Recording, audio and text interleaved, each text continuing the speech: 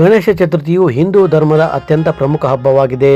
ವಿನಾಯಕನ ಜನ್ಮದಿನವನ್ನು ಬಹಳ ಶ್ರದ್ಧಾ ಭಕ್ತಿಯಿಂದ ಆಚರಿಸಲಾಗುತ್ತದೆ. ಧಾರ್ಮಿಕ ನಂಬಿಕೆಗಳ ಪ್ರಕಾರ ಭಗವಾನ್ ಶ್ರೀ ಗಣೇಶನು ಭಾದ್ರಪದ ಮಾಸದ ಶುಕ್ಲ ಪಕ್ಷದ ಚತುರ್ಥಿ ದಿನಾಂಕದಂದು ಜನಿಸಿದನು. ಆದ್ದರಿಂದ ಈ ದಿನವನ್ನು ವಿಶೇಷವಾಗಿ ಗಣೇಶನ ಪೂಜೆಗೆ ಸಮರ್ಪಿಸಲಾಗುತ್ತದೆ. ಹಾಗಾದ್ರೆ ಯಾವ ಸಮಯದಲ್ಲಿ ಗಣೇಶನನ್ನು ಕೂರಿಸಿದ್ರೆ ಒಳ್ಳೆಯದು ಅಂತ ನೋಡುವುದಾದರೆ, ಮೊದಲನೇದಾಗಿ ಬ್ರಾಹ್ಮಿ ಮುಹೂರ್ತ ಅಂದ್ರೆ ಬೆಳಗ್ಗೆ 5 ಗಂಟೆ 43ರಿಂದ 7 ಗಂಟೆಯವರೆಗೆ ಒಳ್ಳೆಯ ಕಾಲ.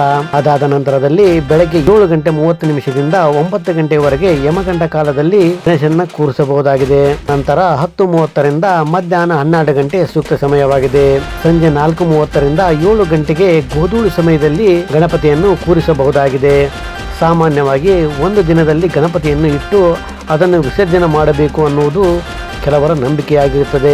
ಇದು ಸಾಮಾನ್ಯವಾಗಿ ಬೆಂಗಳೂರಿನ ಭಾಗದಲ್ಲಿ ಕಂಡುಬರುತ್ತದೆ. ಇನ್ನು ಉತ್ತರ ಕರ್ನಾಟಕದ ಭಾಗದಲ್ಲಿ 3 ದಿನ 5 ದಿನ 7 ದಿನ ಹಾಗೂ 1 ತಿಂಗಳ ಕಾಲ ನಮ್ಮ ಮನೆಯಲ್ಲಿ ಗಣೇಶನನ್ನು ಪೂಜಿಸಿ ನಂತರ ವಿಸರ್ಜನೆ ಮಾಡುತ್ತಾರೆ. ಫ್ರೆಂಡ್ಸ್, ನಿಮ್ಮ ಮನೆಯಲ್ಲಿ ಗಣೇಶನನ್ನು ಕೂರಿಸಿದ್ರೆ ಎಷ್ಟು ದಿನ ನಿಮ್ಮ ಮನೆಯಲ್ಲಿ ಕೂರಿಸುತ್ತೀರಿ ಅನ್ನೋದನ್ನ ಕಾಮೆಂಟ್ ಮಾಡಿ, ಲೈಕ್ ಮಾಡಿ, ಶೇರ್ ಮಾಡಿ ಹಾಗೂ ತಪ್ಪದೆ ನಮ್ಮ ಚಾನಲ್ ಸಬ್ಸ್ಕ್ರೈಬ್ ಮಾಡಿ.